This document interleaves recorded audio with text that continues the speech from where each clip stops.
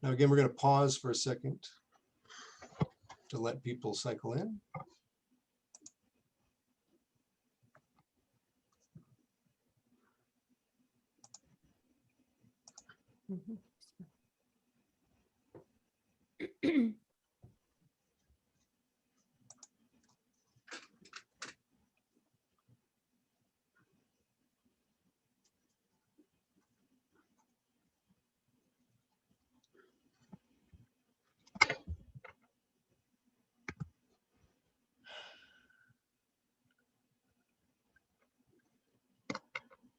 Okay, so welcome back to the 26th annual meeting of the Russian-American Pacific Partnership. I do want to advise up front, again, for interpretation at the bottom of your screens on the right is the interpretation button. Направе внизу есть глобус для интерпретации. So, what I wanted to open with was a housekeeping moment. I want to just mention that apparently when I was revising the session for today, some of the invitations that were sent out may have included erroneous dates saying that this meeting continues to August 4th. It does not. This is the final session of the meeting. So there's no confusion on that. According to the program, we have to begin here a continuation of the moderated working group being moderated by Mark Dudley and Tatiana Konka, and we will have them take the session from here for approximately an hour and a half or so, but they can go longer if they need to. And then we will have the closing plenary after that. So I will turn this over to Mark and Tatiana. Thank you, Derek, and thank you everyone for coming back today. For those of you not familiar with the process, after all the wonderful presentations, now is when we roll up our sleeves and start the work of putting together the final RAPP report. And part of that is basically just discussions, summaries of the presentations, summaries of what goes back and forth in our moderated sessions. And it'll be more interesting via Zoom, so bear with us. But we've tried to kind of get some of the ideas together from the talks, and we appreciate everyone who sent in recommendations and ideas and requests. We're trying to kind of put those all together, but please keep in mind today is just sort of an update, a progress report. We're not going to be creating final recommendations today, and we'll continue to welcome input even after RAPP. Maybe for another week or so, feel free to send us in your thoughts and ideas. Maybe something that you hear today and the summary of what we've received so far will prompt you.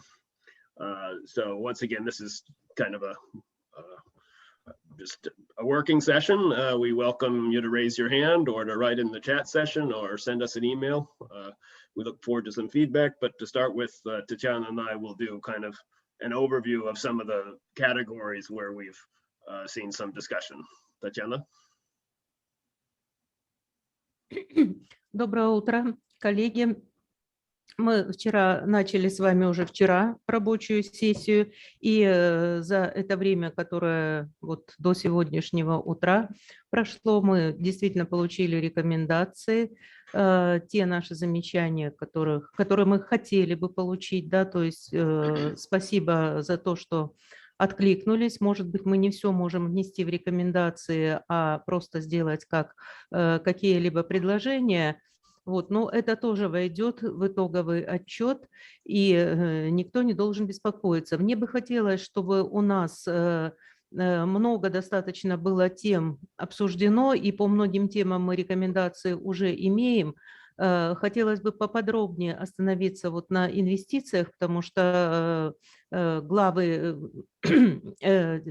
правительств регионов очень много об этом говорили о том, что уже есть механизмы там правового регулирования инвестиций, защиты инвестиций, то есть как правильно, то есть есть достаточно большой объем информации, льготные режимы для инвестиций, поэтому вот мне бы хотелось, чтобы это тоже как-то было учтено в нашем с вами отчете итоговом.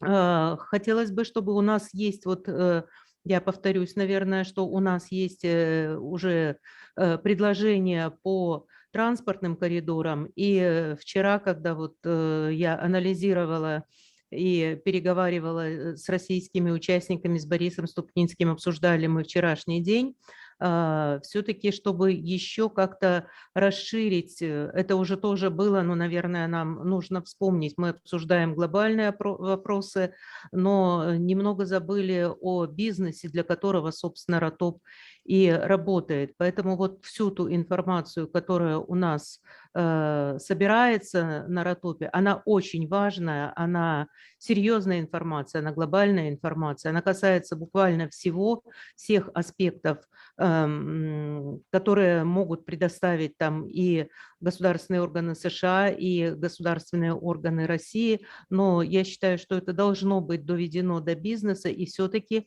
мы должны привлечь бизнес больше к РАТОПу.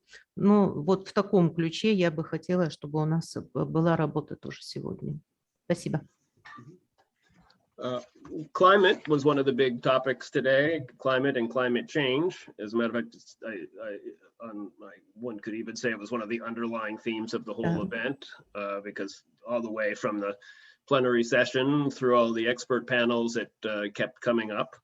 And there's many aspects to it. So if I don't cover them all here, they also get covered in the other areas.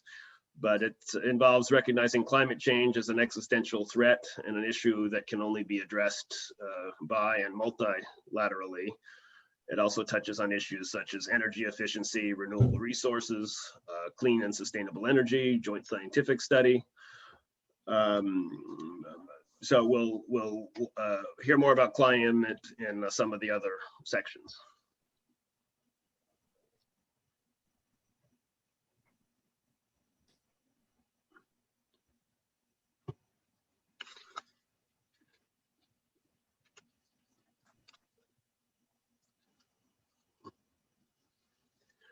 Another issue was the Northern Sea Route and maritime navigation.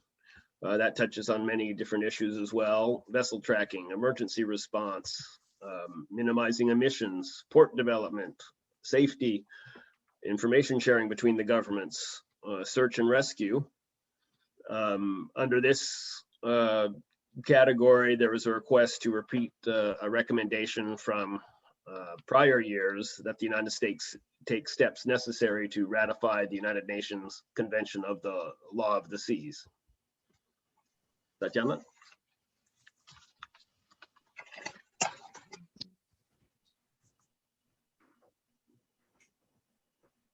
Мы также обсуждали очень в большом объеме вопросы Арктики, то есть о формировании Берингово-Тихоокеанского арктического совета. Потребность в таком совете остается сильной и даже более важной сейчас, учитывая низкий уровень дипломатических дискуссий между США и Россией. И эта формализованная структура могла сохраниться независимо от посторонних вопросов между странами. И наши усилия по продвижению и защите его создания были прерваны, к сожалению, пандемией и прекращением работы визовых служб. И теперь, когда уже можно путешествовать, то есть планируются поездки, чтобы возобновить дискуссии о формировании такого совета. И судя по письменным сообщениям, все они приветствуют продолжение обсуждения этой инициативы. Обсуждена организация форума Берингово-Тихоокеанского арктического совета во Владивостоке в Дальневосточном федеральном университете. Это также поддерживается в штате Аляска и среди местных групп коренных жителей Аляски. Now I'm going to pass the microphone back to Derek for a moment. He has a brief report on the findings of the RAPP Initiative Working Group on the feasibility of creating and implementing the Bering Pacific Arctic Council. Over to you, Derek. Okay, thank you, Mark. And I just want to provide a brief at the last RAPP meeting, which was in 2019 in Khabarovsk. There was a proposal made for the establishment of a binational Russia-US Bering Pacific Arctic Council. And at the meeting, volunteer co-chairs were identified to lead an initiative working group under RAPP to assess the feasibility and demand for the council, or the Bering Pacific Arctic Council. Paul Foos, President Emeritus of Marine Exchange Alaska, and Professor Boris Krasnopolsky, Senior Economist of the Far Eastern Branch of Economic Research Institute under the Russian Academy of Sciences, led the working group. The basis, perceived basis for a Bering Pacific Arctic region council is in the Atlantic sector. There are numerous Euro-Atlantic international structures functioning, but in the Pacific sector, there are no such international structures created at all. The creation of this new council could provide permanent working contacts and information exchange between regional councils of both sides, the Euro-Atlantic as well as the Pacific, and with the Arctic Council and other international Arctic organizations. During the assessment, this again, following the RAPP meeting, the working group worked over a period of 4 months, and questions arose on the jurisdiction and geography for a Bering Pacific Arctic Council, as well as questions on the territories participating in the proposed council. So there was within the reports received from the moderators, there was fair discussion on 3 types of categories. One being the territories that are direct objects of the Bering Pacific Arctic region, and that was Chukotka, Kamchatka, Yakutia, and in the United States, Alaska. Then there were also complementary regions that were called in that could be participate in the council, which included Far East regions, Sakhalin Oblast, Khabarovsk, Primorsky Territory, Washington, and Oregon states. And then in addition, they thought of a third category, which might be third countries such as Canada, Northeast Asian countries, and others with an interest in the Bering Strait zone or the use of the Northern Sea Route. Those questions were not resolved. However, those general issues of geography and participants in the council were reviewed. The working group went on to receive input from the principal regions, the Chukotka Autonomous Region, Republic of Sakha, Yakutia, Kamchatka, as well. And they, however, they did not receive official written confirmation from the key regions. The working group then advised that it was mainly influencing public opinion and building public support for the idea. There were numerous articles that were written and published in various publications. Generally, this is on a project initiative like this at the early stage that is not unusual. The work that they did in that effort, we believe, is very important. We then called a close to the assessment by the end of the year and asked for the reports from the moderators, which were received, separate reports from each of the co-moderators in December 2019. We believe that in a short 4 months, the initiative working group accomplished a great deal, demonstrating that such working groups under RAPP can be very effective. We want to thank Professor Boris Krasnopolsky, Paul Foos, and Alexander Varanyenko in Khabarovsk for their very hard work on this initiative.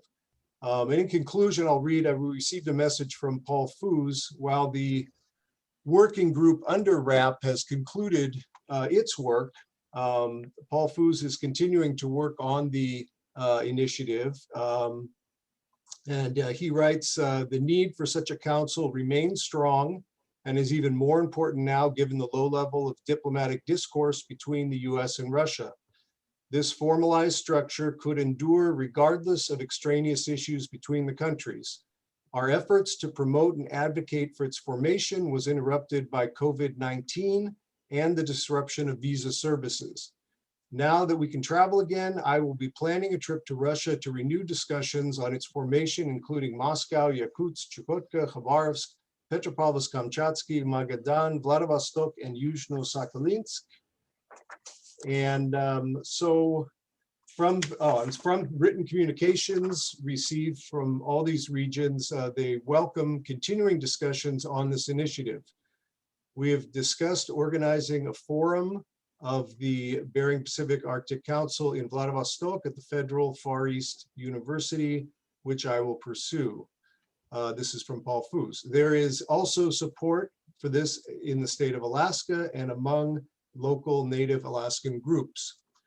While the working group under RAPP concluded its work, the initiative lives on, and we support their efforts. So I will turn that back to Mark and Tatiana. Thank you, Derek. I have a pretty related with a lot of overlap that have to do with citizen diplomacy, people-to-people exchanges, and various events that are planned.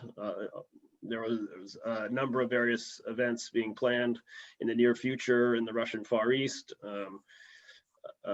Bering Strait area that it would be good for everyone to know about. As a matter of fact, I wish there was a master calendar that had all of these. It might be a little project for Tom Dans there on his wonderful website. I've seen some Russian websites that list some of these as well, but I don't think any of them are all in one place. Of course, there's the Eastern Economic Forum, a big event coming up in Vladivostok in September, which we were all invited to. There's the Buryatia Festival. I think would be fantastic if more people could attend that. Personally, I'm very excited by the Al-Sib commemoration, the commemoration of the Lend-Lease air route from Fairbanks through Nome and on through Anadyr, past Yakutsk and to, I think, Krasnoyarsk. I would love to see American participation in that event, and I hope that the organizers get back to me. I'd love to hear from them to see what, if anything, is being done to sort of encourage participation from the American side on that. The events surrounding polar bear studies, the polar bear conference, that's another wonderful event that's held annually. I think that's something that we need to have sort of spread the word about. Other topics are sister city exchanges. That was raised also, and we have the wonderful example of Portland and Khabarovsk in their video. I'd love to hear more about any ideas people have to reignite the flame between some of these sister city groups. Some of them have become less active over the last 20 years, but now and then in the aviation business, I get calls from various people who would like to travel, and sometimes it works out, sometimes it doesn't, but that's another topic. If folks are interested in reigniting those ties there, I think will be great opportunity. I think that's it, but I know there's more events out there, so I encourage anybody who's an event organizer to share the information about that.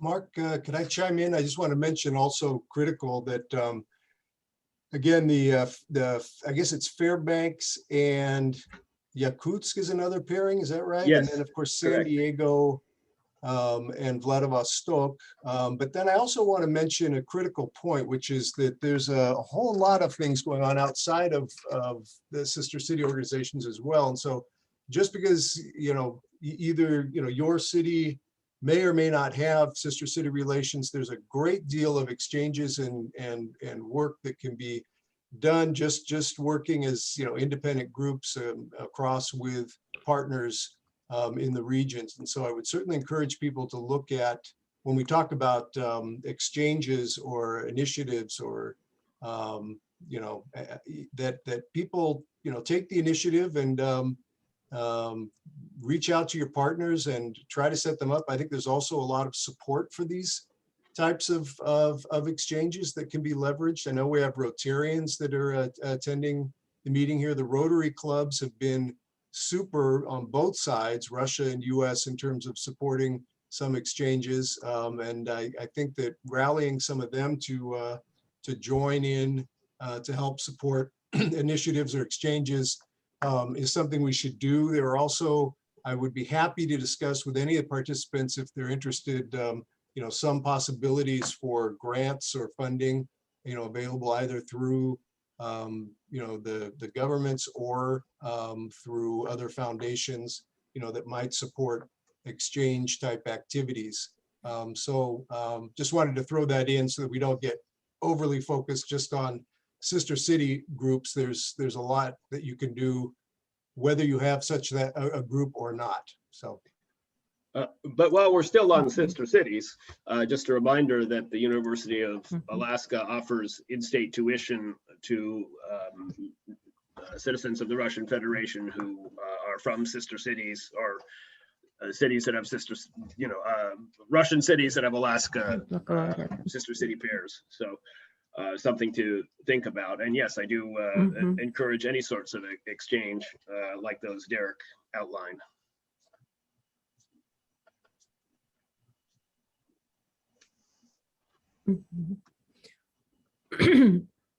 Ну, в дополнение, наверное, вот вопросов по инвестициям, деловом сотрудничестве, здесь имеет смысл проработать вопрос о возможности создания трансграничных особых экономических зон на североарктических территориях Дальнего Востока, на российском побережье Берингового пролива. Кроме того, к вопросам транспорта тоже нужно отнестись достаточно серьезно, поскольку если будет восстанавливаться товародвижение, торговля между российским Дальним Востоком и западным побережьем США, мы видели, что тенденции к этому сейчас уже намечаются, по крайней мере. То есть и у нас была даже презентация на тему транспортных коридоров. То есть нужно рассмотреть возможность содействия со стороны РАПП в изучении перспектив налаживания экспортно-импортных поставок между Российской Федерацией и США, а также транзитных перевозок из США в страны Европы, Азии и в обратном направлении, с учетом развития транспортных коридоров, проходящих по территории России. Необходимо подготовить предложения по организационным и финансовым вопросам, которые могут возникнуть при проведении данной работы. Ну вот в дополнение к тому, что Марк сказал по образованию, что я думаю, что университет Арктики должны, чтобы США, Россия и другие арктические страны увеличили государственную финансовую поддержку учреждений, связанных с Арктикой, с целью расширения образовательных инициатив, включая программу международного обмена и на уровне бакалавриата и магистратуры. Вот также и надо, наверное, нам все-таки по защите окружающей среды рассмотреть вопросы. Это очень важные вопросы. Вопросы туризма, научного сотрудничества, вопросы рыбной промышленности, поскольку она вызывает взаимный интерес, то есть как и с американской, так и с российской стороны. Tatiana and I are going over some of these points partially to just help spark your memories and ideas. We encourage you to raise your hand. This is the time when we welcome input. If you have anything further specific to offer or just some ideas, feel free to raise your hand or send us a note in the chat session. Another big topic was aviation, one of my favorite topics. Once again, there's the Al-Seed project, the commemoration of the Lend-Lease flights.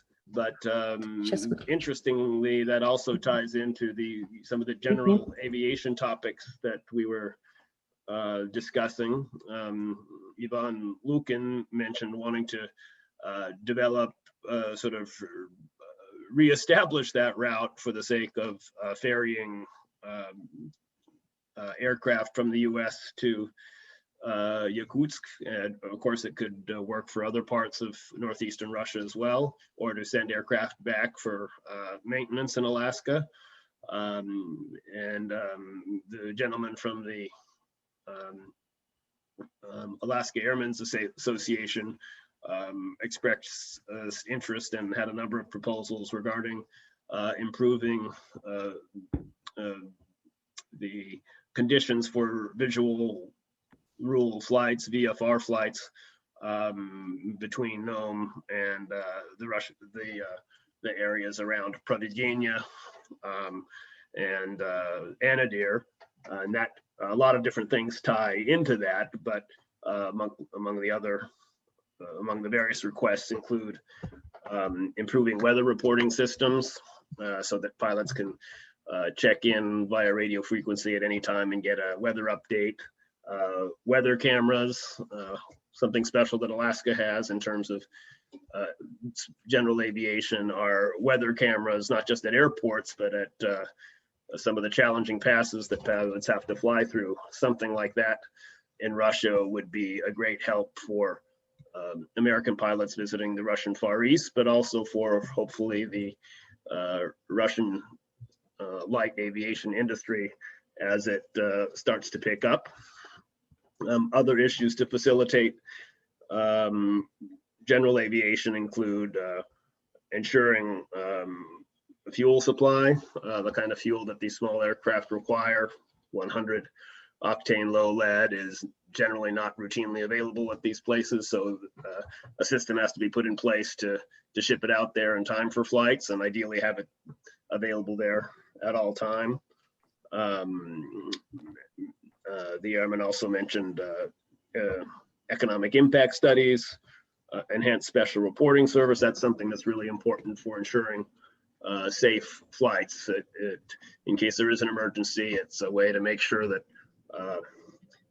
rescuers can find the lost aircraft much sooner. Also in terms of aviation, the flights that our company operates to the Russian Far East, we're looking forward to integrating those flights as much as possible with flight systems that already exist in the Russian Far East. And hopefully if we work together on scheduling, we can create more aviation options for travelers, more choices. And while on this aviation topic, I see that John Dolan has raised his hand, so I'll pass the word over to him for a moment. John, you need to unmute. Yeah. Я прошу прощения. I just wanted to Я прошу прощения на минуточку. availability of the 100 low lead Саша, у fuel меня has ничего не включено. increased dramatically over the last few years. So my comment was more toward making it readily available. For example, we have to order it 2 months in advance at Providenye so it can be barged in. But there's a tremendous increase in availability. And in fact, one of my colleagues who I flew over to Providenia with in 2019 is on the ground in Petropavlovsk, Kamchatka today, flying all the way across Russia in his around the world journey. So it is now possible for us to fly very widely across Russia, just simply as time progresses, more easily available fuel or readily available fuel without long pre-orders was what I was looking at. Thank you. Thank you, John. I wanted to just show people a photograph of that plane if I could here. It's not a very good one, but there's John Bones aircraft in Petropavlovsk. That was I received that on Instagram from one of the feeds I get there from the folks from Kamchatka. Let's see, looks like Tatiana is back. Tatiana, у вас есть еще тема для обсуждения? Mark, she's muted. Okay, she's back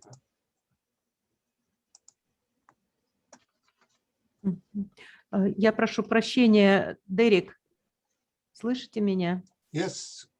Ага, там Борис только что звонил, Ступницкий, у них авария по свету, он сейчас зайдет с телефона на сессию. Okay. Мгм.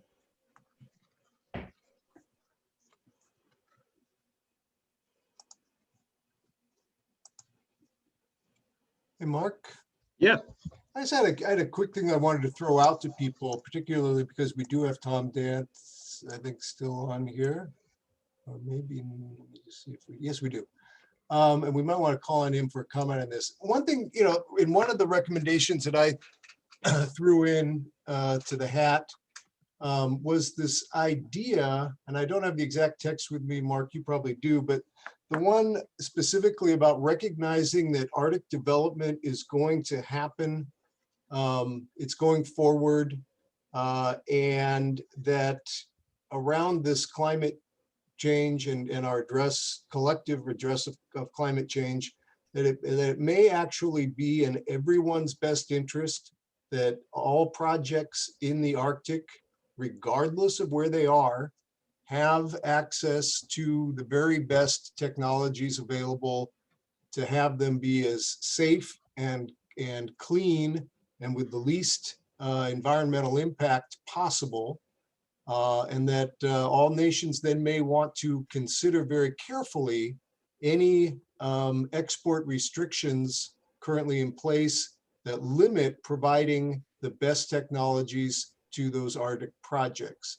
And so the one thing I wanted to just check, maybe if Tom Dance is on, whether he might be able to share with us sort of the perspective from the U.S.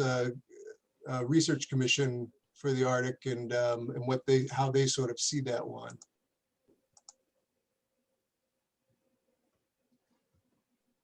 And Tom, are you there at the?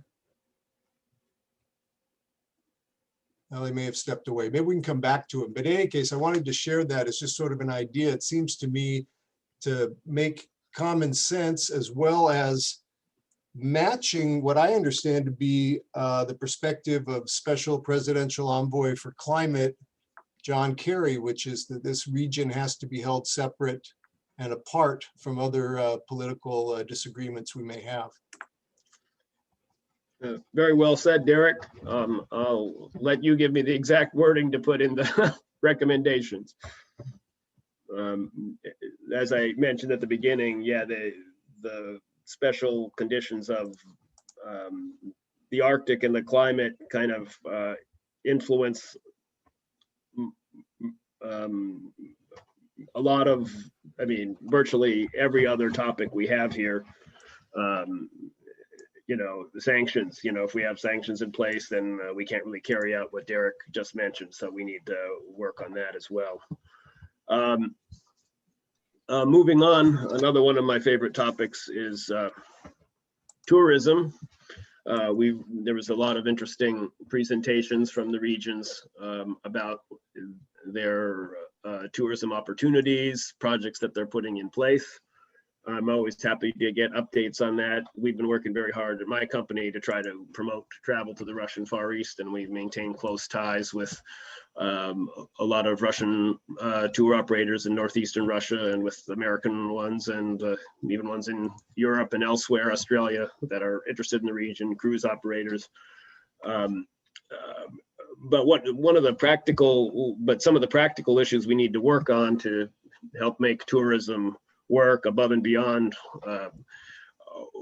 what is available and being offered by Russia are, air transportation. Some of these places are very hard to get to or impossible to get to without long waits and delays. Streamlining the visa process. I'm very happy that Russia has resumed processing visas. I'm testing the system now. I just submitted a visa application for my son, so I'll let you know in a week or two how that went. Then there's the Chukotka passes, the special passes necessary for visitors to go to Chukotka. I guess it's a fairly onerous process, and the approvals come in a fairly short notice, which makes it difficult to plan. And then there were also proposals and discussions about visa-free travel, being able to transit from cruise vessels to aircraft without visas, being able to transit through Russian airports without visas, expanding the zone of visa-free travel around the Bering Sea. One issue also related to tourism is I think the Russian Far East needs to do a lot more to promote itself overseas. I know they do a lot in Asia and Europe, but I haven't seen them at a lot of US travel shows. So that's something I'd like to see in terms of tourism. So there's great potential in tourism. We just have some details to work out if we want to optimize the number of people who visit the region and protect the region as we do so. We lost Tatiana again, so I'll move on to another topic. There's a lot of discussion of cooperation in different ways.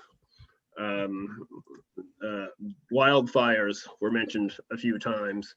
Wildfires have been a terrible problem this year in Yakutia and in my home state of Washington, not to mention many other western states of the US. Finding ways to share resources and knowledge in that regard would be great.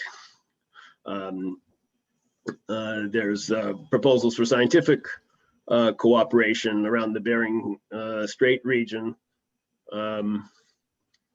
specifically the Pacific, Arctic, and cross-border partnership with the state of Alaska. Cooperation on polar bears, studying fisheries to jointly study fisheries to preserve and protect the resources. We heard about the cooperation between the United States Coast Guard and the Russian Coast Guard. That's good to see. That's hopefully just the beginning of a long list, which will work to grow. Tatiana?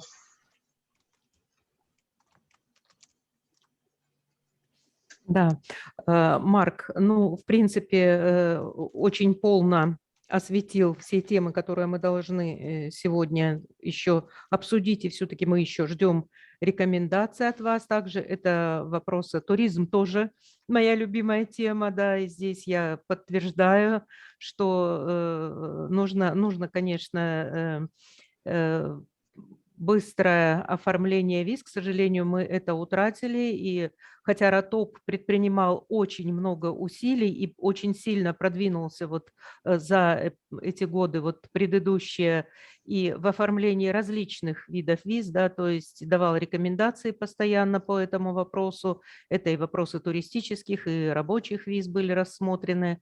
Вот, ну, сегодня, к сожалению, мы это утратили, но я очень рада, что это восстанавливается. И я надеюсь, что восстановится все-таки это в ближайшее время, учитывая последние вот встречи и президентов российского, американского, учитывая встречи наших послов, учитывая последнюю встречу, вот, которая прошла в Женеве. Мы очень надеемся, что это будет восстановлено, и мы сможем снова спокойно передвигаться, решать вопросы и бизнеса, и путешествовать и смотреть новые места, как и русские путешественники в Америке.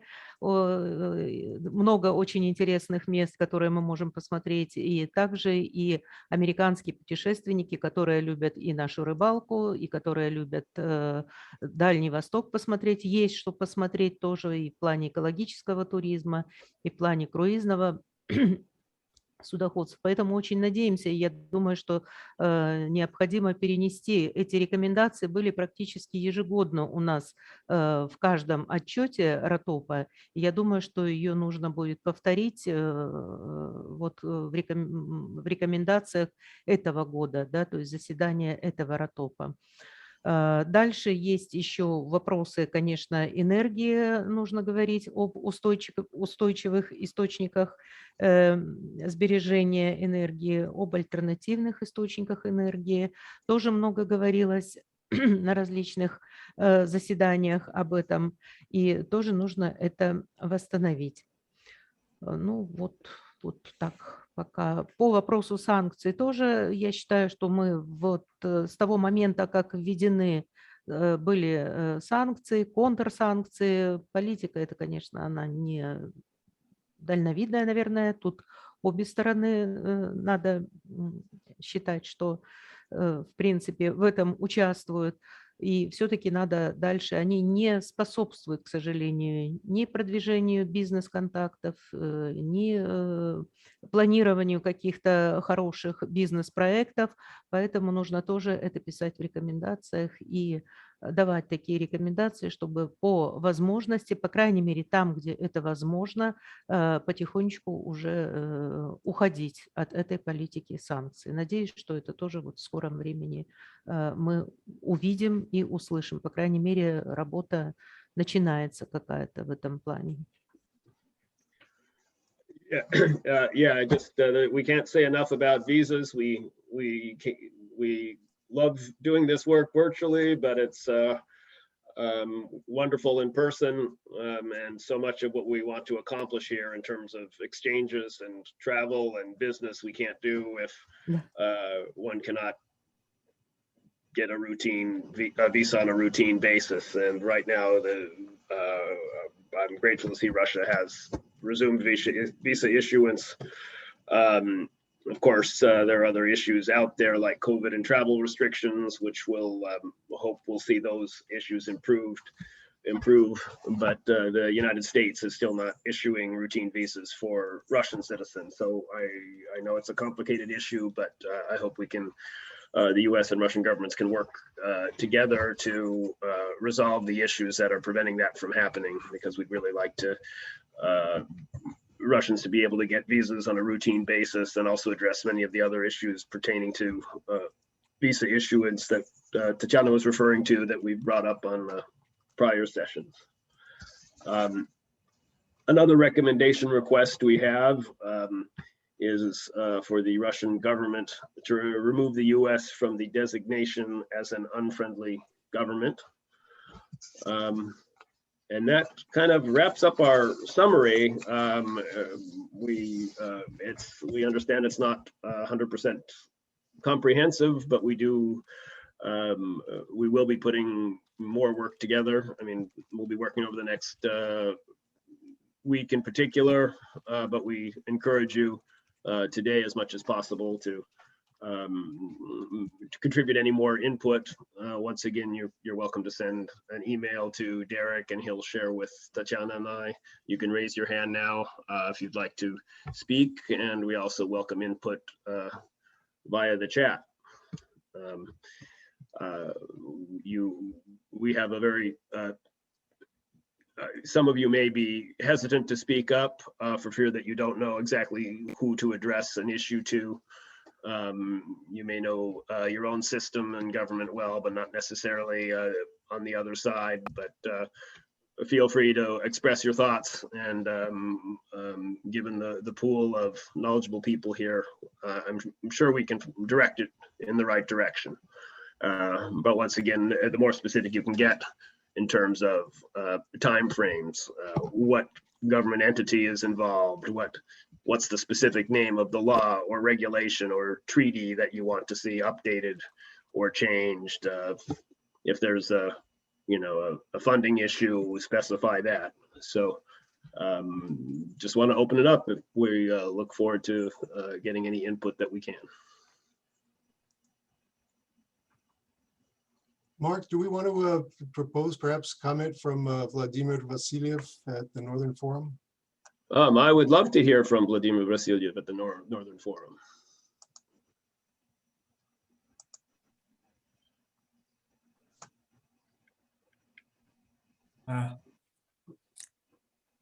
Vladimir, we're waiting for your words of wisdom from the Northern Forum. Ну, не знаю. Добрый день, дорогой Дерек, уважаемые коллеги. Не знаю, насколько я какие-то мудрости выскажу или не выскажу. Очень рад присоединиться к 26-му заседанию РАТОП. Очень рад, что, несмотря на пандемию, вы смогли организовать такое прекрасное мероприятие. Очень интересное выступление. Почерпнул много-много новой информации для будущей нашей совместной работы. Ну, конечно, особенно нас, все вопросы, которые были подняты на заседании, также интересны для и нашей международной организации «Северный форум».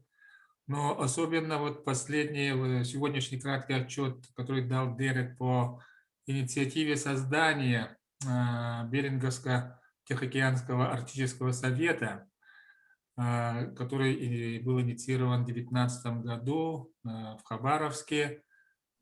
И в тот же год мы приглашали инициаторов из Хабаровска на Северный форум по устойчивому развитию. Презентация была сделана. И, конечно же, с Полом Фузом также мы несколько раз обсуждали этот вопрос. Ну, вы понимаете, что Северный форум изначально был инициирован штатом Аляска, уважаемым губернатором Уолтером Хикелем, и в самые хорошие времена объединял 25 регионов из 11 стран. Практически вся циркумполярная Арктика была охвачена. Но в последние годы в силу ряда причин, особенно вот введением санкционной политики, наши зарубежные коллеги, регионы покинули Северный форум, но в 2016 году Аляска вернулась, Лапландия вернулась, и в этом году Лапландия стала председателем Северного форума. Вот мы видим, что и в Северном форуме, и в новой инициативе Беринговского арктического совета есть регионы, которые могут входить и тут, и там, и там. Аляска, Чукотка, Камчатка, Якутия являются членами Северного форума. Кроме того, в Северный форум входит еще Хабаровский край. Приморский край вот до недавнего времени входил и вроде как собирается обратно. У нас есть Корейский регион, провинция Кангвон. Работаем с Хоккайдо и Финляндианом по их возвращению. То есть мы как бы идем достаточно в одном направлении. Я Полу Фузу в свое время, в начале этого лета писал, что почему бы не рассмотреть, наоборот, возможность укрепления Северного форума. Сейчас канадские регионы нашу сторону очень хорошо смотрят. 2 сентября мы начинаем серию встреч с канадскими регионами. Первая встреча будет 2 сентября по транспорту, потом по культуре, по строительству, и будем задевать и другие темы. Председатель Северного форума, губернатор Лапландии Мика Риппи, настроен очень серьезно. Он сказал, что основным приоритетом его деятельности станет возвращение наших зарубежных регионов, в первую очередь скандинавские страны и канадские регионы. В этом направлении усиленная работа идет, нас хорошо поддерживает посольство Канады в России, и посольство скандинавских стран также очень позитивно смотрят на такую деятельность. И поэтому мы готовы обсуждать вот такого рода инициативы, тем более, что Северный форум имеет статус наблюдателя в Арктическом совете с самого начала, 1996 года, но официально в 1998 году был предоставлен статус всем наблюдателям.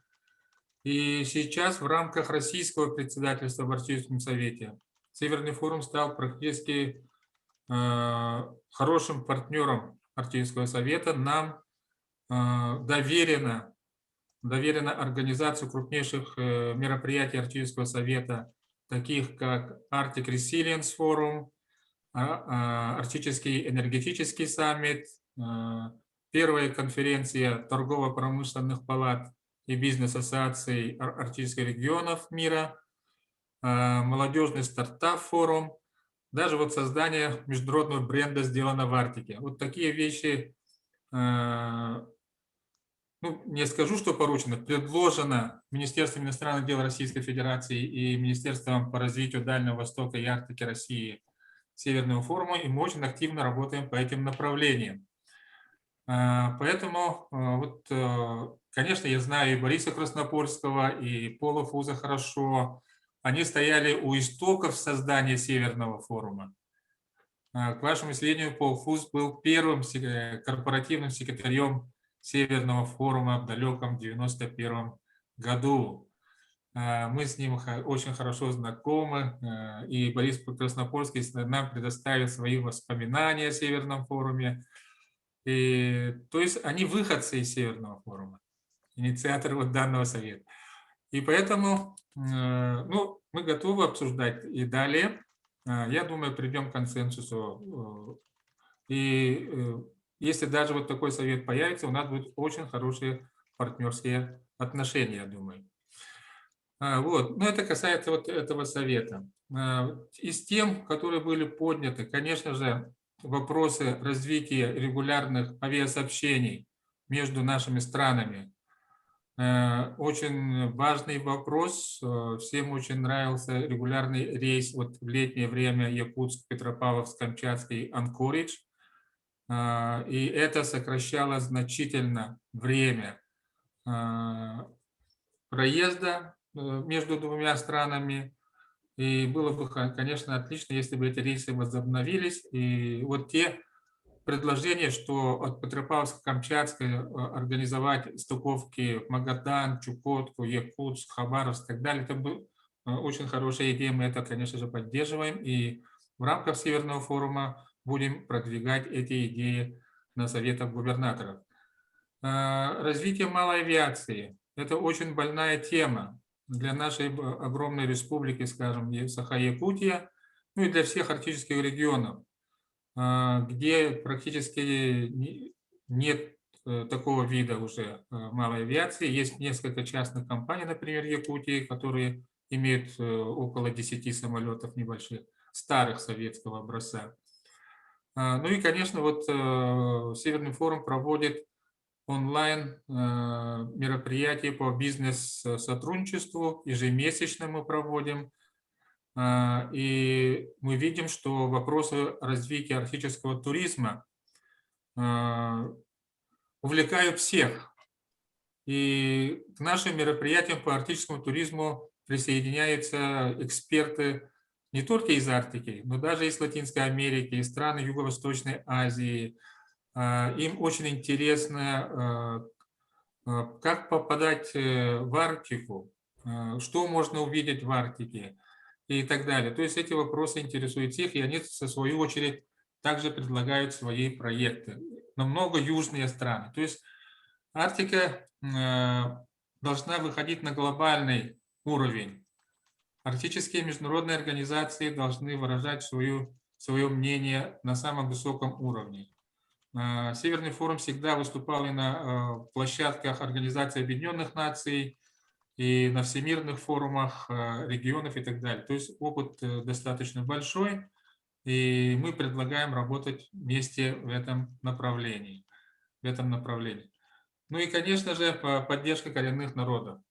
Мы видим очень хороший опыт на Аляске, в других штатах Соединенных Штатов Америки, в Канаде, что экономической деятельности коренных народов уделяется большое внимание, и нам бы хотелось перенять этот опыт для российских регионов, где эта работа пока не так хорошо налажена. Общины коренных народов пока слабо владеют механизмами работы в рыночных условиях. У них очень слабая юридическая подготовка, и поэтому любая помощь, которая может быть организована в рамках Северного форума или при помощи РАПП, будет очень востребована. И, конечно же, их надо обучать. И когда мы обсуждаем вопросы подготовки и проведения Arctic Resilience Forum в 2022 году, осенью 2022 года, одной из задач мы ставим, конечно же, поддержку коренных народов, возможно, как мы можем их обучить и наладить производство, скажем, в арктической зоне. То есть много таких вопросов возникает. Я слушал внимательно то, что говорят наши представители коренных народов. Да, продукция оленеводства сейчас достаточно хорошо востребована, но нет путей правильной организации труда, перерабатывающего производства и так далее. Оленеводы сами предлагают объединиться всем оленеводам мира и осваивать международные рынки вместе. Не по отдельности, а по отдельности это будет практически невозможно. То есть вот очень много интересных вот таких мыслей возникает. И нам бы хотелось, конечно же, видеть вас всех и на площадках Северного форума. Ближайшая большая площадка 27-30 сентября в городе Якутске состоится 3-й Международный Северный форум по устойчивому развитию. Основная тема – изменение климата и сохранение мерзлоты. Но эти вопросы касаются многих аспектов деятельности человека. Уже запланировано более 50 мероприятий. В начале августа, как только программа будет утверждена, на сайте все появится у нас, и мы сделаем широкую рассылку. Приглашаем всех вас на этот форум для продолжения очень важных дискуссий, которые РАПП поднимает, и развития сотрудничества на разных уровнях и по всем, максимально широко. Вот это те мысли, которые возникли в эти дни. И я думаю, что вот буквально в течение 5 минут невозможно все сказать. Но я думаю, что и очень надеюсь, что мы продолжим наши обсуждения на разных платформах, на разных площадках и будем расширять взаимодействие, чтобы наконец границы открылись. Мы могли получать легко визы. Мне очень хочется приехать на Аляску, Вашингтон, Орегон, встретиться напрямую. Успел в 2015 году только встретиться с губернатором Аляски. Вот, и они вернулись, да. Но вот сейчас нет возможности вот такого общения. Очень жалко. И это, конечно же, создает сложности в расширении сотрудничества. Вот кратко так. Если что, спасибо.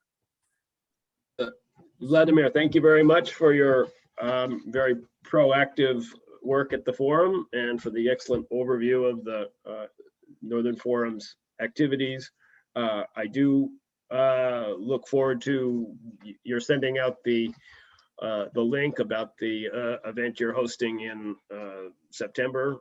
So please forward that as soon as you have the information available. And I've personally participated in the Arctic Business Circle Zoom meetings that Vladimir helps to organize, and they're excellent events, very interactive and productive. We have Tandy Wallach standing by. She has a few comments for us. Tandy? Thank you very much, Mark, and thank you, Derek and Tatiana, on such a valuable experience that we've been having the last 3 days. It certainly has renewed my interest in cooperation with the Russian Far East. As many of you know, I started my adventure in tourism with the Northern Forum, and we did the first circumpolar expedition around the world, and we went to Tiksi in Sakha Republic, and it was fantastic. So I just want to say tourism is dear to my heart, and I like seeing and communicating with all my friends up and down the Russian Far East. And I think communication is the key to all of this. So you're connecting us right now, and we want to be able to connect after this is over with. So if we can be provided the contact information for each of the panelists, that would be lovely. Another suggestion that took place several years ago with the Institute of the North, they had a 2-year project that had the Bering Strait Messenger Forum. And this was a monthly meeting between Alaska and Chukotka on various topics. And when Vladimir mentioned reindeer herding, I'm not a reindeer herder, but I sat in on that and I learned so much about Alaska and Chukotka in that particular industry. So that was a really worthwhile program that they had. It'd be great if we could resume things like that. I like to hear that there is a regional business tourism monthly meeting. I would love to be part of that. There's still lots of interest, as Tatiana said, for tourists who contact me every day, who want to go and see the Russian Far East and meet the people. And I think forums like this is so worthwhile, and to share our experience and get those connections back again, because it's people-to-people diplomacy, like John Dolan said, we're ambassadors, we're people ambassadors. And yes, on the larger picture with our 2 countries, that's going on. But if we take it down to people like this, that's where the work can be done. So I just want to say thank you again. And I look forward to communicating with all of you at another time. So thank you. Thank you, Tandy, for those kind words. We have, I'm wondering if Natalia Prisekina is by chance online. We enjoyed her presentation yesterday, and if she has any specific recommendations, we'd love to hear them. If not, perhaps she can chime in later. We would welcome any legal guidance for business people that we can include in the recommendations that we'll be preparing in over the next few days. Hello, Mark. Oh, great. Yes, I can hear you. Thanks for chiming in. Oh, great. Thank you very much. I enjoyed very much listening to all the presentations for all these days. And Tatiana was commenting that, correctly commenting that we should also view our meeting in potential to development of business between our regions. And legal profession, one of the main tasks of the lawyers is to advise. And of course, we are as lawyers are interested in resolving issues, but not problems of foreign investors. Therefore, we always recommend to come to the lawyers, and the lawyer should be maybe one of the first persons to meet to consult on the potential project. Currently, my law firm has a couple of projects from foreign investors, mostly coming from European part, and we were asked to advise on those preferential regimes, on the issues that they should be aware of while starting or doing their business in the Russian Far East. From my part, I may guarantee to you that I would provide through my law firm or through the university channels all possible assistance for development of business of our regions.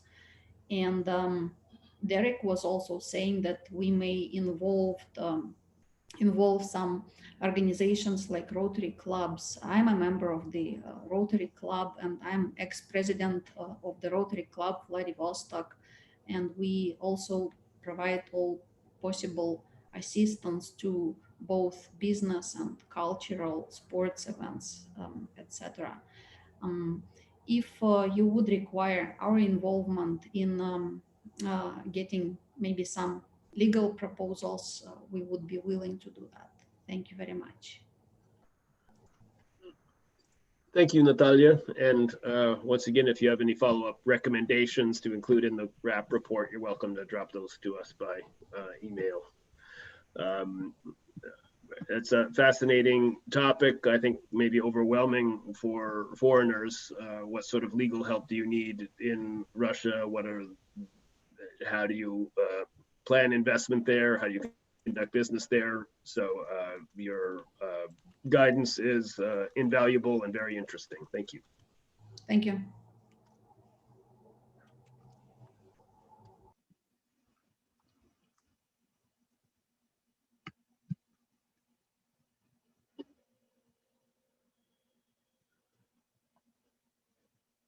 Derek, I think you were calling on Tom Dans earlier. It looks like he's back.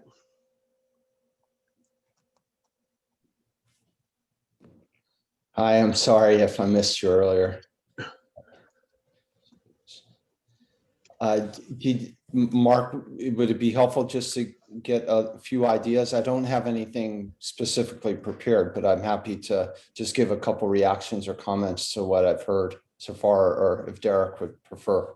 Well, I shot you a chat because I didn't want to hit you cold with this one, but I did just want to check, when I rode home on my beautiful BMW motorcycle last night, I thought to myself, with assuming that we recognize, or the US government recognizes that development in the Arctic, in Russia and other countries is going forward. And we want to have the least possible detrimental environmental impacts there as possible. Is there consideration being made to remove any restrictions on technologies exports to all regions of the Arctic, because we want the best technologies there to minimize impacts and have the safest operations possible? I'm just curious if you had any input on that. That's a very good question, and it's an insightful one. I would hope so, but I would not overestimate in terms of the amount of work that might actually being done, because it really does require some pull from industry and from others to do it. The government itself is not going to be self-motivated to do it. And unfortunately, there's been such a regime created in terms of the sanctions that have been put on that modifying them really does take kind of some effort, right? That's not to say it shouldn't be done. I think what you're pointing to is an excellent reason for it to be done. You know, from my perspective personally, I'm just hoping to create even more of a recognition at first, just in terms of the scope and scale of the economic activity that's both been accomplished in the last decade in the Russian Arctic, as well as what's planned going forward. I think it's really unprecedented, and I think very few people, even those in the private sector, have really an appreciation of what's going on up there. So to your point, I've you know, putting aside how directly, you know, I sit in Houston here. It's where we're the global energy capital, right? And for us and my neighbors and former colleagues, et cetera, to sit and not be part of this, especially after we had worked successfully for decades earlier in the first parts of our careers, it's a difficult thing on a personal level, but we've lost so much talent, and the people who really track this stuff have moved on to other projects that it doesn't my point is, it doesn't automatically get punched up and pushed through the system, that people get an awareness that we need to be approaching these things at a government level in order to get the best outcomes. So that's where it's helpful, like a forum like this, to begin to put that up. And if we have specific asks, then it's definitely appropriate to take them to the decision makers, right? Our group recommends policy and we put it forward, but our clients, if you will, are really the president and Congress. So certainly we're willing to listen. This why it's very helpful to have an exchange like this. So, I mean, clearly, you know, just as I was just saying, top of my head, 140 million tons per annum of LNG planned to come out of the Russian Arctic over the next, I think it's through 2035, right? I mean, you're looking at a phenomenal economic growth there. And even that's just on the LNG side. On oil, you know, coal, big projects in coal too, not to mention gold, rare earths, et cetera. A lot of activity that should, you know, is worth taking a look at. Even if we don't participate in it directly, we can be helpful to it. Hopefully that address, but I might just take the opportunity while I have the floor to just make a comment or two on some of the other things I've been listening to. I thought the exchange in terms of, you know, from going back to business perspective and an investment perspective, a comment, and I regret that my comments yesterday are really on a macro kind of a non-specific basis in terms of giving almost a pep talk or encouragement to how to work in difficult times. But the things that are really concrete and help the forward momentum get going are and transformative. I think Earlinks is just one of the key things unlocking. Until you can get there, you're really nowhere.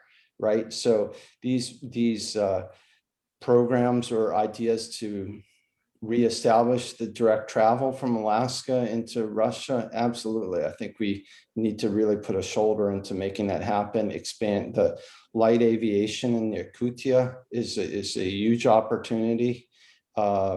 And that's, I think Alaska has a tremendous amount to offer in terms of its own experience. I personally got the privilege to help a little bit during the COVID era, where we had the CARES Act, where the U.S. government basically helped to provide for the whole aviation industry in a very difficult time. And you can see, and unfortunately what we saw was just how such a carefully constructed system that I believe one of the speakers yesterday was put together over the course of decades can fall apart in the matter of weeks or months. So it's one of these things that takes a long time to build and you know, can be easily damaged, but it's really the lifeblood for Alaska, the transportation, communication. It's everything in the Arctic, and it ultimately comes down to the people, right? People on this call. So thanks. Thank you, Tom. I don't have much more myself. Anyone else want to speak up that didn't get a chance to chime in?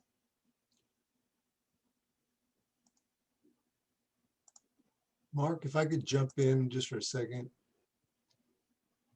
I'm just going to reiterate some of what Mark said. Again, because we are in a virtual format, we normally try to accomplish, you know, more in terms of finalizing recommendations and having them, you know, a little bit closer to report ready. Because we're in a virtual format, I just thought it made sense for us to leave open. And as Mark mentioned, I'm not sure I want a whole week, but maybe, you know, about 5 days. The next 5 days we'll still accept, you know, any recommendations. If people, you know, go home tonight, tomorrow, over the weekend, have some additional thoughts about some recommendations that they think we might want to bring in. We also will, with the recommendations that we currently have, maybe reach out to a few key people, you know, to bounce them off them. Like I'd love to send Tom Dance, you know, one of the proposals on that topic that I just mentioned, and just see if he thinks it's worded correctly, directed at the right people. You know, so we can help, we can still correspond with each other. Again, I have all the emails for everybody. So a number of people have reached out to me and told me they wanted to contact this person or another person. And I hope all the participants, if anyone has a problem with my sharing their email, you know, across to other participants who want to contact them, let me know. Otherwise, I hope I have everyone's approval to establish those contacts, because I think this dialogue that we've been having for 3 days is extremely important, and we can do it more. And I want to also just mention that to all participants as well. This is not my concluding remarks yet, but you know, if we want to do more of these, let's talk and see if we can't do that. I mean, these tools are available to us, and I see no reason not to try to do more. So that was all I wanted to mention, Mark, and so I'll pass it back to you. Thank you, Derek.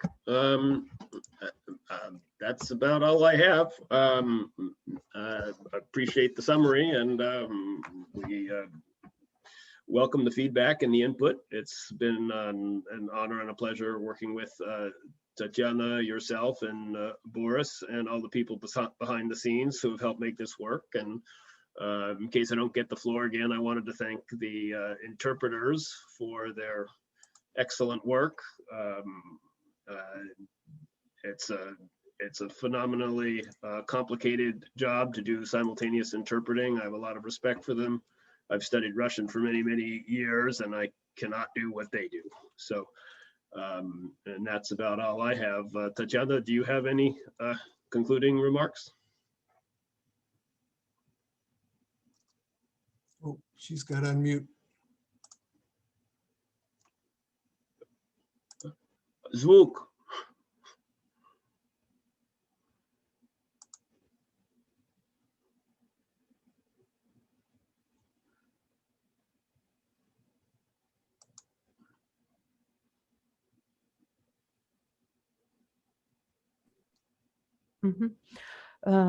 Спасибо большое, Марк, за такое хорошее совещание совместное. Подтверждаю еще раз, что очень приятно работать с тобой всегда. Но что касается нашего сегодняшнего диалога, я считаю, что он состоялся, и все 3 дня, которые мы работаем с вами, то есть прошло это все на очень высоком уровне, обсуждено просто большое очень количество тем, но, может быть, это потому, что мы в прошлом году не получилось у нас встретиться, накопилось много вопросов, и по времени, я считаю, что мы уложились и рассмотрели достаточно большой спектр вопросов. Это и вопросы климата, вопросы инвестиций, вопросы Арктики, вопросы образования, вопросы, которые мы обсуждали на прошлых сессиях, то есть это визовые вопросы и санкции. Очень интересные слышали выступления по разным спектрам. И в части формирования рекомендаций, ну, наверное, вот это такая хорошая практика, что рекомендации поступают в течение всей работы, и дальше, после работы форума, еще какое-то время можно их откорректировать, так сказать, сделать красивыми, отредактировать и уже тогда включить в окончательный отчет. Я очень благодарна Дереку и Борису за то, что они организовали это совещание и пригласили меня работать модератором. Мне было очень интересно. И я надеюсь, что дальнейшие встречи будут продолжаться и в виртуальном формате, но все-таки очень хочется, чтобы они начинали уже работу по традиции и в общечеловеческом формате, в контакте со всеми вами. Спасибо большое. Back to you, Derek. Okay, thank you very much, Mark and Tatiana. I'd like to now call on Boris well, actually, before we do that, I did want to also, I don't believe we have any of the federal representatives in attendance to make their final comments, so we will avoid that. I want to pass it over to Boris Stupnitsky for his remarks. Уважаемые коллеги, уважаемые друзья, мы здесь все друзья. Я хочу еще раз всех поприветствовать. В этот раз мы говорили, что форум прошел в новом формате. Все участники находились в разных географических локациях, в разных географических поясах, в разных сутках, что потребовало от нас, от всех, особой выдержки и особого внимания. Дерек Норбек проделал огромную работу по хронометражу, по синхронизации всех участников процессов. Большое, Дерек, спасибо. И благодаря активной поддержке всех участников все намеченные заседания прошли у нас в полном объеме. Представленные доклады и презентации отличались глубиной, системным подходом, поэтому разрешите поблагодарить не только Дерека, но и всех вас за участие и за проделанную работу. Сегодняшнее заседание, как и все, они для этого и существуют, для того, чтобы определять проблемные вопросы. И сегодня мы тоже определили ряд проблемных вопросов и задач, о которых говорили все 3 дня. И вот сейчас Марк, Дадли и Татьяна их концентрированно нам показали. И, конечно, мы, помимо всех прочих проблем у нас нет, у нас есть задачи и вопросы. Но вот я все-таки вижу одну из задач, и она изначально была задача форума РАТОП, объединение деловых кругов. И мы, конечно, должны активизировать экономическое сотрудничество. Экономическое сотрудничество, внешнеэкономическое сотрудничество, внешнеторговое, производственную кооперацию, потому что развитые экономические отношения не являются хорошей и прочной основой для развития всего остального, для развития культурных связей, для развития гуманитарных связей, экологических проектов, социальной ответственности бизнеса. И вот даже мы в первый день слушали нашего большого друга Дмитрия Сажина, и Татьяна Конка вот сегодня не раз говорила, вот транспортные коридоры. Если нет товародвижения, если нет товаропотока, то зачем нам, собственно говоря, транспортные коридоры? Потому что большую часть они выполняют и обслуживают экономику. А в 2020 году внешнеторговый оборот между всем Дальним Восточным федеральным округом и США по меркам бытовым это много, по меркам экономики это очень мало, 408 миллионов долларов. Это очень мало. А из них 318 миллионов долларов это импорт российский. Мы импортируем США, то есть у нас отрицательное сальдо торгового баланса. А в первом квартале весь Дальневосточный федеральный округ экспортировал в США товаров на сумму 12 миллионов долларов.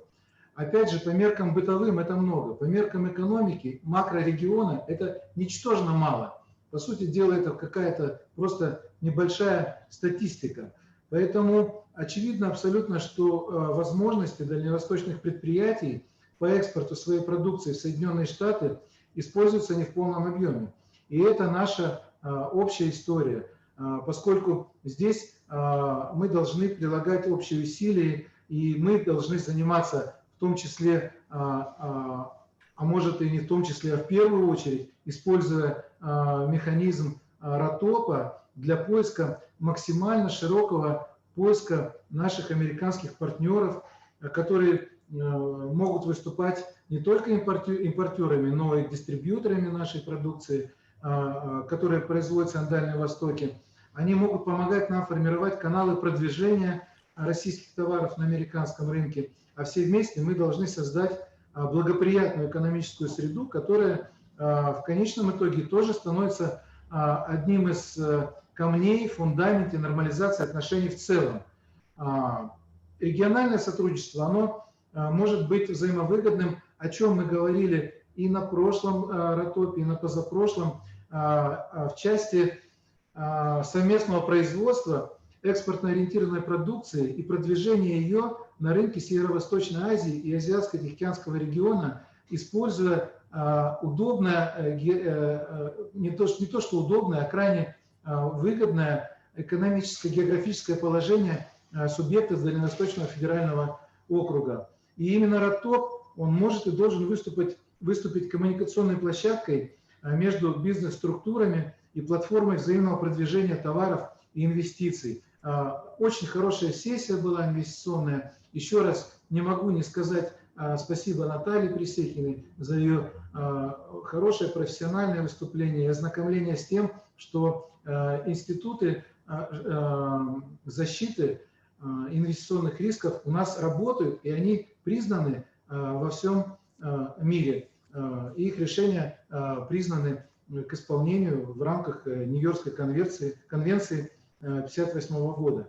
На площадке РАПП, конечно, целесообразно проводить мониторинг российских и американских компаний, которые заинтересованы в общем сотрудничестве, и находить и определять приоритеты для этого сотрудничества. Но для этого, конечно, нужна такая структурная, системная, регулярная работа по информированию американских предпринимателей о всех возможностях по развитию бизнеса, которые сейчас созданы в Дальневосточном федеральном округе, о чем вчера говорили представители Минвостока развития, о тех преференциальных режимах, которые сейчас существуют на всей территории федерального округа. 5 субъектов, 22 муниципалитета, а в скором времени режим свободного порта будет распространен на всю территорию Дальневосточного федерального округа. И вы вчера слышали это из докладов не только Корпорации развития Дальневосточного федерального округа, но и всех представителей вице-губернаторов, заместителей председателей субъектов ДВФО, которые прозвучали в первый день работы форума. Региональное правительство Дальневосточного округа России проводит комплексную работу по улучшению инвестиционного климата и по поддержке инвесторов, по предоставлению земельных участков, сопровождению торгово-экономических и инвестиционных проектов. И все дальневосточные регионы приветствуют сотрудничество с бизнес-сообществом западного побережья Соединенных Штатов по таким направлениям, которые сегодня, ровно полчаса назад, были все озвучены, и их повторять нет смысла. Это и туризм, транспорт, сельское хозяйство, пищевая промышленность, наука, образование. Можно очень большой ряд. И в том числе здесь мы не можем не вернуться к побратимским отношениям, поскольку это тоже часть повестки побратимских отношений. Как матрешка в матрешке. Межрегиональные отношения, региональные, побратимские. И это очень важно. И сегодня и Марк Дадли, и Татьяна, и Дерри говорили об этом. И, конечно, на сегодня побратимские отношения у нас находятся, ну, мягко говоря, не в лучшей стадии. Это формальная история превратилась. В силу объективных и субъективных причин у Владивостока целых 3 побратима. Это Сан-Диего, Джуна, Такома. И, конечно, у нас вчера, информирую вас, уважаемые друзья, состоялись выборы мэра города Владивостока. У нас сейчас новый мэр, молодой, активный. И мы сейчас со стороны Владивостока предпримем все усилия для актуализации наших побратимских связей. И Дерек абсолютно верно сказал, здесь нужна общественная инициатива. И мы будем заниматься этой общественной инициативой по актуализации тех связей для того, чтобы их активизировать. Ну, то же самое, я надеюсь, сделают и наши коллеги из Хабаровска. Но в Якутии у них там получше все с этим делом обстоит. Они более внимательно относятся к этим вещам. Но да, будем работать в возрождении побратимских связей. Это крайне важная история. Ну и в завершении работы форума я еще раз хочу пригласить всех нас к тому, чем мы занимаемся, к сотрудничеству. Хочу подтвердить нашу готовность, гарантии поддержки. Что касается рекомендаций, то то же самое. Все те рекомендации, которые имеют отношение к российским органам управления, к российским административным органам, я прошу также направлять в российский секретариат. Мы будем их обрабатывать и направлять в те органы управления, которым они предназначены. Дорогие друзья, еще раз всем большое спасибо за участие. И я очень надеюсь, что на следующий год мы сможем все увидеться в очном режиме, обняться и пожать друг другу руки. Спасибо. Okay, well, thank you, Boris. Before I move to my concluding remarks, I do want to handle the last part of the program under my closing comments, which is considerations for next year. I think, as everyone can appreciate, we remain in uncertain times, still with the global pandemic in many parts of the world. Still raging, and so it is somewhat difficult to say with certainty what the plans will be for next year. We'll be watching the situation. We'll also be watching very attentively when the US government renews accepting applications and processing of Russian visas, which would be very important for us. And also, we will hope that the conditions with the pandemic in Russia and with the vaccination rates in many of the regions of Russia continue to improve sufficiently that that we will be able to, as Boris mentioned, meet next year in person. However, if situations dictate, we could well see another Zoom meeting. What I will say is I'm extremely pleased with how this meeting went. In fact, in terms of the level of high level of some of the participation, it's been much higher than we've seen in many years. And so I'm very thankful for that. I have to thank our 2021 RAPP sponsors. Due to the global pandemic and the economic situation at the moment, many companies that we previously had enjoyed as sponsors were not able to continue their support this year. So the list is relatively short, but it is a very good list of companies. Ted Stevens International Airport in Anchorage, Alaska, sponsoring RAPP. Exxon Neftegas Limited, who have been with us for many years and a very valuable supporter.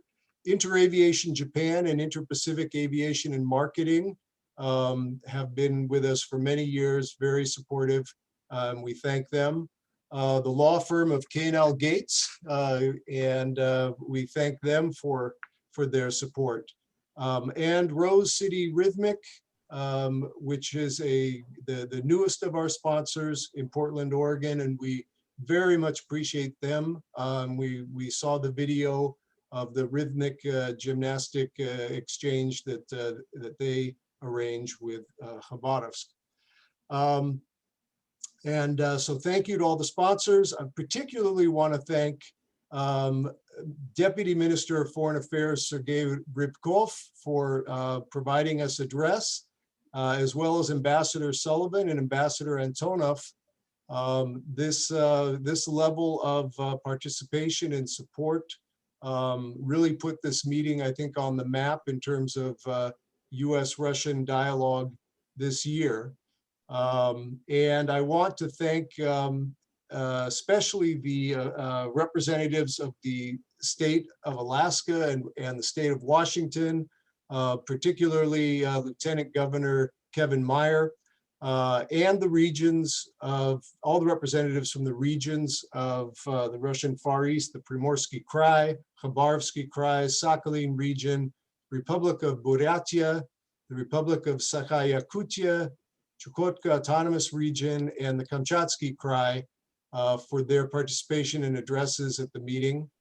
All the speakers at the meeting, I thank you so much for joining us and providing us your perspectives and presentations. I want to thank, of course, Mark Dudley and Tatiana Konko for doing the moderating again of the working session, which is perhaps even a more complicated task than it appears on screen. They do a lot of work on this, and they will continue to be working on it as we go over the next several days and finalize those recommendations. So Mark and Tatiana, thank you. I do want to thank by name our interpreters, Natasha Harikova, I'm not sure exactly where the stress is on that, Natasha, I'm sorry, and Ksenia Topolnyak for their tremendous work. We very much appreciate the interpretation. They've been just super. They were with us in Anchorage in 2018, and we were so glad to have them come back and again interpret for RAPP. And in conclusion, I'd just like to say, while there are many areas of continued disagreement between our countries, it is worth noting that we received clear and equal support from both the US and Russian governments for holding this meeting, and the level of participation of the governments was the highest we have seen in many years. So while we may face challenges in our relations, there is bilateral agreement on the importance of our relationships in the RAPP geography. We appreciate the expressed interest of our governments to hear the recommendations we will bring forward in our 26th meeting summary report. And where we have agreement, we have a place from which to rebuild our relations. So I thank all the participants in this meeting for their interest in more constructive relations between our regions and the peoples of our countries. It's important what we do, and I very much appreciate your involvement. And I look forward to working with all of you through the year, and also to seeing you at future RAPP meetings. So thank you to everyone. And with this, we will conclude the 26th annual meeting of the Russian American Pacific Partnership. Again, thank you.